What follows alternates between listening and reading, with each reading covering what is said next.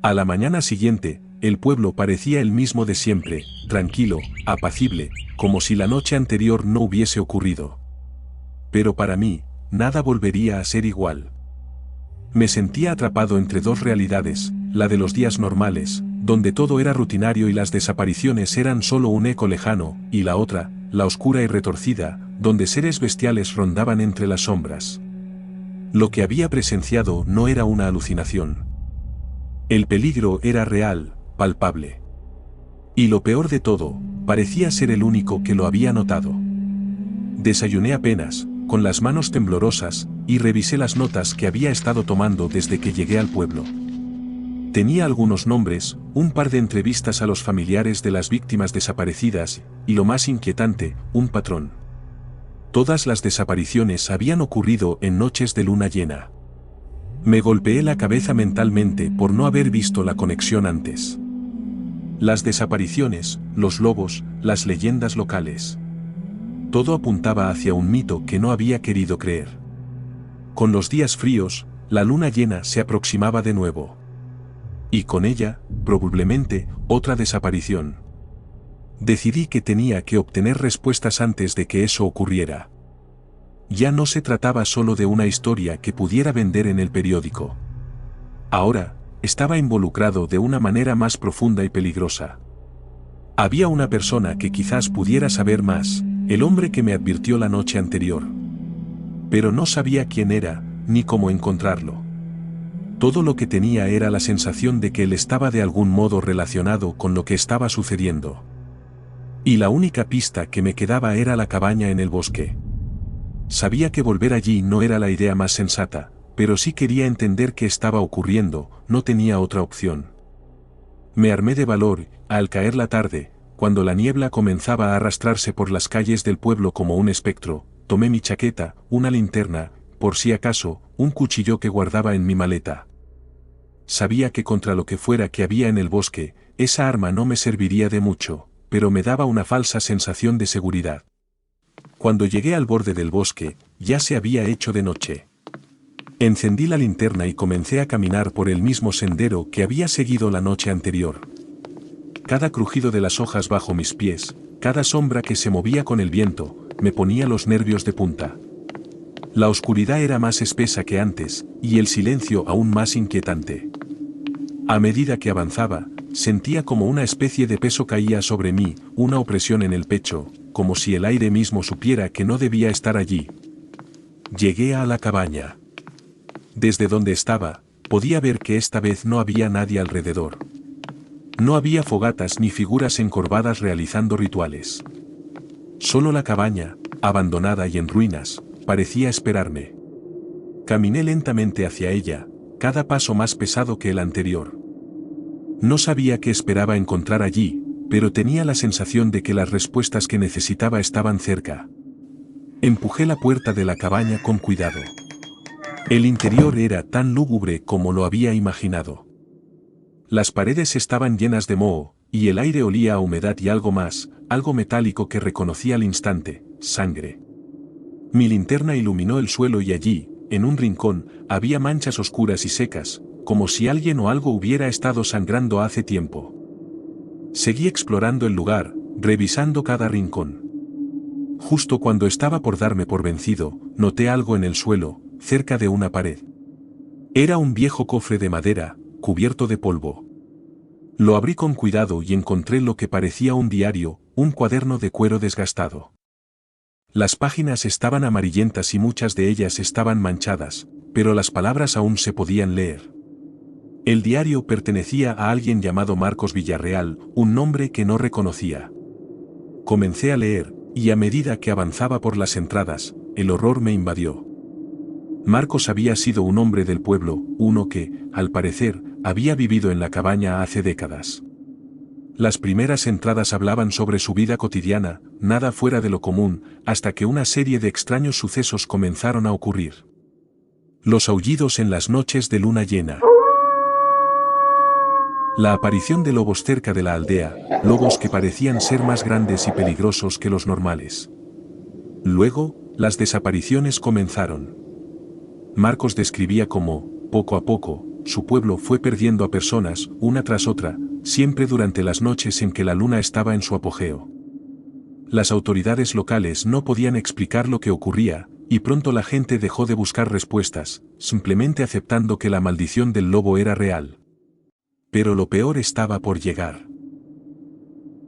En una de las últimas entradas, Marcos confesaba algo aterrador. Él mismo había comenzado a sentir los cambios. En noches de luna llena, se despertaba con las manos cubiertas de sangre, sin recordar lo que había hecho. Describía sueños en los que corría por los bosques, sintiendo la tierra bajo sus patas. No sus pies. Sus patas. Marcos estaba convencido de que él era uno de ellos. Uno de los hombres lobo. El diario terminaba abruptamente, con una última frase que me heló la sangre: no queda esperanza. La bestia me ha consumido por completo. Sentí un escalofrío recorrer mi columna mientras cerraba el diario. Ahora entendía lo que estaba ocurriendo en el pueblo. Esa maldición, esa infección, o lo que fuera, seguía presente. Los desaparecidos no habían sido víctimas de los lobos. Se habían convertido en ellos. De repente, un ruido en el exterior de la cabaña me hizo congelarme. Era un susurro, apenas un crujido de ramas, pero supe que no estaba solo. Apagué la linterna y me agaché, escondiéndome detrás de una mesa volcada en el centro de la cabaña. Contuve la respiración, escuchando atentamente. Afuera, algo se movía, lentamente, como si estuviera olfateando el aire, buscando. El corazón me latía con fuerza en el pecho.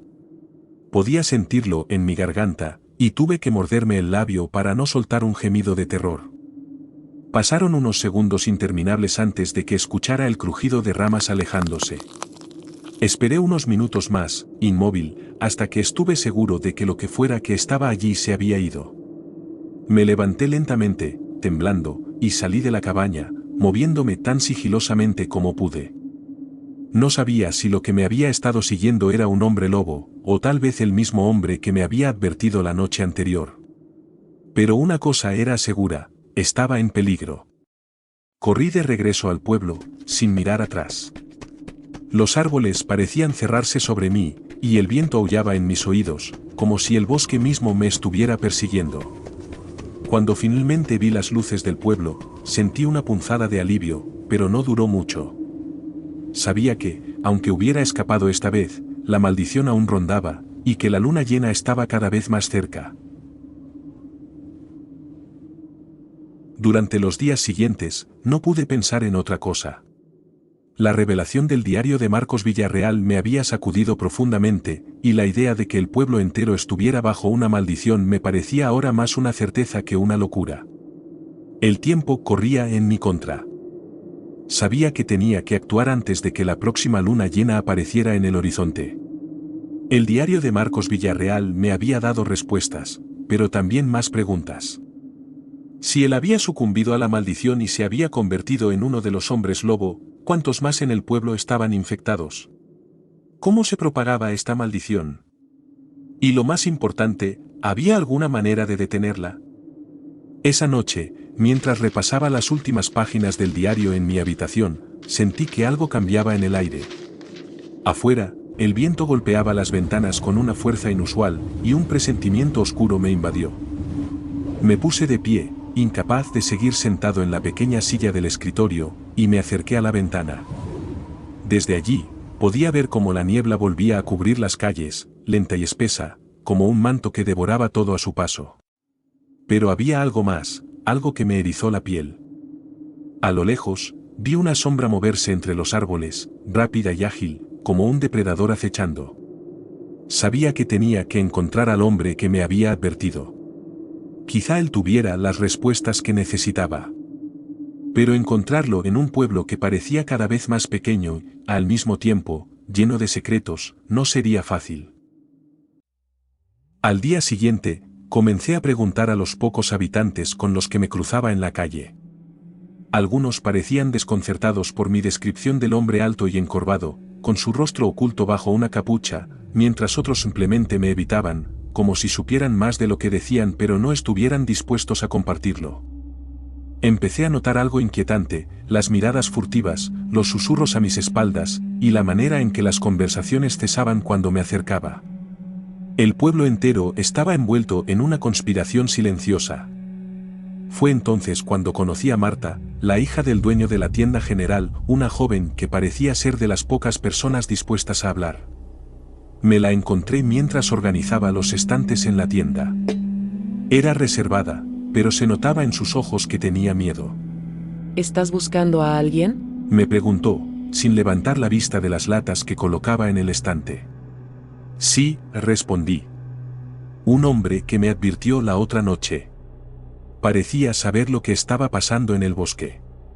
Marta dejó de trabajar por un momento y me miró directamente a los ojos. Pude ver el miedo en su rostro, pero también algo más, determinación. No deberías estar buscando respuestas, Me dijo en un susurro. Aquí nadie quiere hablar de lo que sucede en el bosque. Los que saben algo prefieren callar. Y los que preguntan demasiado, bueno, no duran mucho. Su advertencia, aunque clara, solo avivó mi necesidad de saber más. Necesito encontrarlo, Marta. Él sabe lo que está pasando, y si no hago algo, más gente desaparecerá. Marta bajó la mirada, indecisa. Finalmente, suspiró y me hizo una señal para que la siguiera. Caminamos hasta la parte trasera de la tienda, donde me contó la historia de su abuelo. Él había sido cazador, y según ella, había hablado en sus últimos días de una maldición que acechaba a la familia Villarreal. Marta me explicó que muchos en el pueblo conocían la historia, pero preferían fingir que no existía. Mi abuelo decía que la maldición no se podía detener. Los Villarreal intentaron luchar contra ella, pero cada vez que uno de ellos moría, el mal parecía encontrar a otro huésped. Algunos dicen que es una especie de castigo, otros que es una enfermedad. Pero nadie quiere hablar de eso en voz alta. ¿Tienes alguna idea de dónde puedo encontrar a este hombre? Le pregunté, tratando de mantener la calma. Marta asintió lentamente. Hace unas noches lo vi en el cementerio, al otro lado del pueblo. Parecía estar dejando algo en una de las tumbas. Quizá puedas encontrarlo allí. Esa misma tarde me dirigí hacia el cementerio. El lugar era antiguo y lúgubre, con lápidas desgastadas por el tiempo y árboles que parecían marchitos. El viento soplaba con más fuerza aquí, trayendo consigo un extraño olor a humedad y tierra podrida. Caminé entre las lápidas, mis pasos resonando en el suelo de grava, hasta que llegué al lugar donde Marta había mencionado. Allí, entre dos enormes cipreses, había una tumba con un nombre que reconocí de inmediato, Marcos Villarreal. Me arrodillé frente a la lápida, inspeccionando el terreno. Algo me llamó la atención. Había un pequeño paquete envuelto en tela a los pies de la tumba. Lo recogí con cuidado y lo abrí. Dentro, encontré una antigua cruz de plata y una carta. La carta estaba escrita a mano, con una caligrafía cuidadosa y apresurada. La leí bajo la tenue luz del atardecer. A quien encuentre esto. Mi nombre es Andrés, y he sido testigo del horror que este pueblo ha tratado de ocultar durante generaciones.